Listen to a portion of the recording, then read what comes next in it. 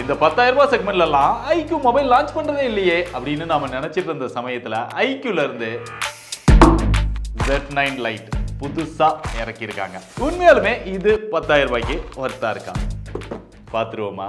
எப்பயும் போல first box content. முன்னாடி அவங்களோட பிராண்ட் நேம் மட்டும் தான் இருக்கு, மாடல் நேம்லாம் போடல. பின்னாடி ஒரு சில விஷயங்கள் மட்டும் போட்டிருக்காங்க, ஸ்பெக்ஸ் கூட போடல. வாவ், ஸ்மூத்தா ஓப்பன் ஆகுது. மேலேயே மொபைல் கொடுத்துருக்காங்க. iQOO Z9 Lite எப்படி இருக்கு அப்புறமா அதை பத்தி டீடைல்டா பார்ப்போம். அப்புறம் ஒரு TPU case, user manual, warranty card, charging cable, 15 வாட்கான சார்ஜிங் அடாப்டர் பாக்ஸ்குள்ளே வந்திருக்கு. கடைசியா சிம் எஜெக்டர். ஃபர்ஸ்ட் கேஸ் எப்படி ஃபிட் ஆகுது அப்படிங்கிறத பார்த்துருவோம்.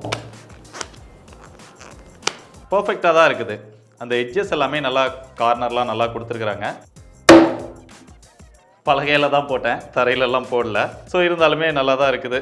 ஓகே, இப்போ டிசைன் நம்ம கிட்ட இருக்கிறது அக்வா ஃப்ளோ. பார்க்கறதுக்கு கொஞ்சம் அப்படியே தண்ணி அலாலையா போற மாதிரி தெரிஞ்சாலுமே எனக்கு டக்குன்னு பார்த்தோன்னே ஒரு மலை மாதிரி தான் ஒரு ஃபீல் வந்து தெரியுது.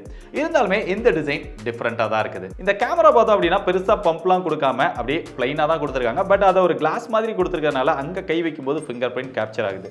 இது ஷைனிங்காக இருந்தாலுமே இங்கே ஃபிங்கர் பிரிண்ட் கேப்சர் ஆகல. இது போக இன்னொரு கலர் வேரியண்ட்டும் அவைலபிளாக இருக்குது. அது மோச்சா ப்ரௌன் அப்படின்னு சொல்றாங்க. அதில் பார்த்தீங்கன்னா அந்த கேமராவுக்கு ஒரு கோல்டன் ரிங் கொடுத்துருக்காங்க. அது பார்க்கறதுக்கு நல்லா இருக்கு. ஃபிளாட்டான எட்ஜஸ் தான் கொடுத்துருக்காங்க, அதனால ஹோல்ட் பண்றதுக்கும் நல்லா தான் இருக்கு. இதோட வெயிட் 185 கிராம் தான் இருக்கு. பட்ஜெட்ல பொதுவா இந்த வெயிட்ல நிறைய மொபைல்ஸ் வந்து வராது. திக்னஸ் 8.35 mm இருக்குது. ஓவராலா டிசைன் வந்து இந்த செக்மெண்ட்ல பெஸ்டா தான் இருக்கு. அப்படியே ஃப்ரண்ட்ல டிஸ்ப்ளேக்கு வந்தா பார்த்த உடனே ஷாக் ஆயிட்டேன். ஏன்டா இன்னுமாட வாட்டர் டிராப் நாச் ஸ்டைல் கொடுப்பீங்க?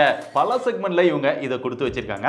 இருந்தாலுமே இந்த செக்மெண்ட்ல ஓரளவு பரவாயில்ல, பட் இன்னும் பெட்டரா இருந்தா நல்லா இருந்திருக்கும். மற்றபடி இங்க HD+ டிஸ்ப்ளே தான் கொடுத்துருக்காங்க. 90 Hz ரெஃப்ரெஷ் ரேட்டோட IPS LCD பேனல்ல வருது. Full HD+ இருந்தா இன்னும் நல்லா இருந்திருக்கும். மற்றபடி யூஸ் பண்றதுக்கு ஓரளவு ஓகேவா தான் இருக்கு. இன்டோர்ல யூஸ் பண்றீங்க அப்படின்னா பிரைட்னஸ் எதுவும் நல்லா தான் இருக்கு. வீடியோஸ் பார்க்கும்போது அந்த கலர்ஸ் இதெல்லாமே பெட்டரா இருக்குது. பட் அவுட்டோர்ல டைரக்ட் சன்லைட்ல ஓரளவு மேனேஜ் பண்ணிக்கலாம். LCDல ஓரளவு பெட்டரான பிரைட்னஸ் தான் கொடுத்துருக்காங்க.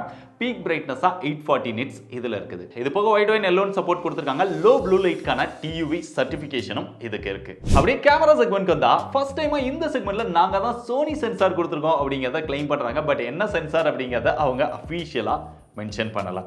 இங்க 50 மெகாபிக்சல் பிரைமரி சென்சாரா கொடுத்திருக்காங்க. செகண்டரி சென்சாரா ஒரு 2 மெகாபிக்சல் கொடுத்திருக்காங்க. கேமராவோட பெர்ஃபார்மன்ஸ் அப்படின்னு பார்த்தா அவுட்டோர்ல நல்ல லைட்டிங் கண்டிஷன்ஸ்ல எடுத்தீங்க அப்படின்னா அந்த போட்டோஸ் ரியர் கேமரா மட்டும் பார்க்கறதுக்கு நல்லா இருக்கு.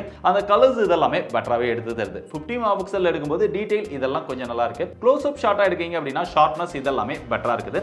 நல்ல கிளாரிட்டியான போட்டோஸ் வந்து நம்ம எடுத்துக்க முடியுது. கொஞ்சம் லாங் ஷாட்டா எடுக்கிறீங்க அப்படின்னா அந்த ஃபேஸ்ல எல்லாம் அந்த அளவுக்கு டீடைல் வந்து பெட்டரா இல்ல. மற்றபடி போர்ட்ரேட் ஷாட்லயுமே அந்த எட்ஜ் டிடெக்ஷன் இதெல்லாம் ஓரளவு பரவாயில்லாம இருக்குது. அதோட போட்டோஸ்மே பார்க்கறதுக்கு நல்லா இருக்குது. இந்த செக்மெண்ட்ல இதோட கேமராவோட பெர்ஃபார்மன்ஸ் ரொம்பவே பெஸ்டா தான் இருக்கு. பட் அப்படியே இங்க செல்ஃபி கேமராக்கு வந்தோம் அப்படின்னா 8 மெகாபிக்சல்ல தான் செல்ஃபி கேமரா கொடுத்திருக்காங்க. அதோட பெர்ஃபார்மன்ஸ் ஓரளவு டீசென்ட்டா தான் இருக்கு. அந்த கலர்ஸ் இதெல்லாமே அந்த அளவுக்கு பெட்டரா எடுத்து தரல. அந்த ஸ்கின் இதெல்லாம் பார்க்கும்போது கொஞ்சம் ஒரு டல்லா இருக்கிற மாதிரி ஒரு ஃபீல் தான் வருது. பட் பரவாயில்ல. இது போக வீடியோ ரியர் அண்ட் செல்ஃபி ரெண்டுலமே 1080 30 fps தான் நம்மளால மேக்ஸிமம் வீடியோ எடுக்க முடியும். 60 fps கான சப்போர்ட்டுமே இல்ல.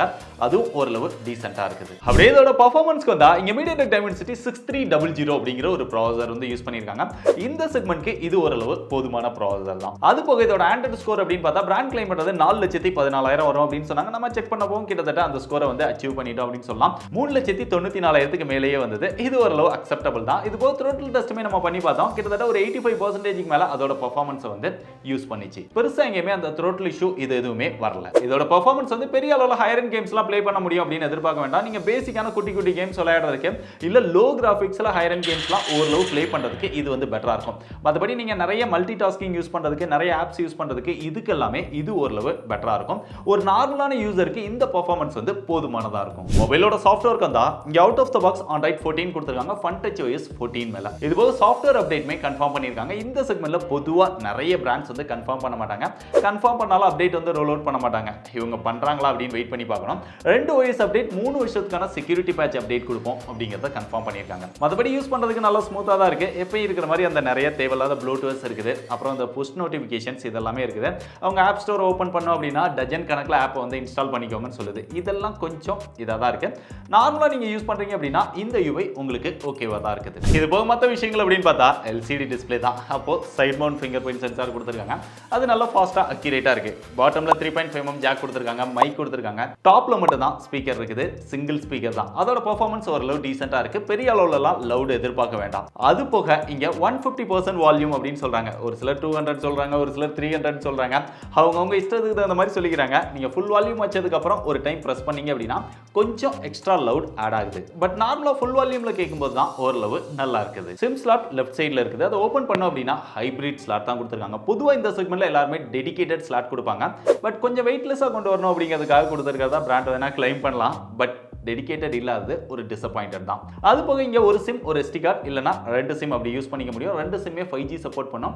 8 5G பேண்ட் சப்போர்ட் இந்த மொபைலுக்கு கொடுத்திருக்காங்க. பொதுவா இந்த செக்மெண்ட்ல IP52 IP54 தான் கொடுப்பாங்க. பட் இந்த மொபைலுக்கு IP64 கொடுத்திருக்காங்க. அது நல்ல விஷயம் தான். எந்த டைரக்ஷன்ல இருந்து தண்ணி பட்டாலும் பெருசா ப்ராப்ளம் ஆகாது. அதுக்காக யாரும் தண்ணிக்குள்ள போட்ற வேண்டாம். கடைசியா அதோட பேட்டரி வந்தா எப்பவும் போல இதுல 5000 mAh கொடுத்திருக்காங்க. 15 வாட்கான ஃபாஸ்ட் சார்ஜிங் சப்போர்ட் கொடுத்திருக்காங்க.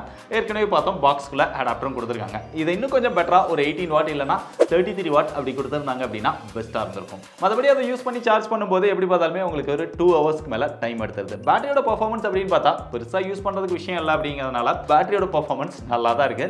தாராளமா உங்களுக்கு நார்மல் யூஸ்க்கு ஒரு நாளைக்கு பேட்டரி லைஃப் வரும். கடைசியா அதோட பிரைஸ் அப்படின்னு பார்த்தா இதுல ரெண்டு வேரியன்ட் வந்து லான்ச் பண்ணிருக்காங்க. 4+128 6+128. 4+128 10000 ரூபாய் பிரைஸ் செக்மென்ட்க்கு சேல் பண்றாங்க. 6+128 11000 ரூபாய் பிரைஸ் செக்மென்ட்க்கு சேல் பண்றாங்க. உங்களால ஒரு எக்ஸ்ட்ரா 1000 ரூபாய் போட முடியும் அப்படினா முடிஞ்சா 11000 ரூபாய் பிரைஸ் செக்மென்ட்ல இருக்கக்கூடிய 6+128 கன்சிடர் பண்ணுங்க.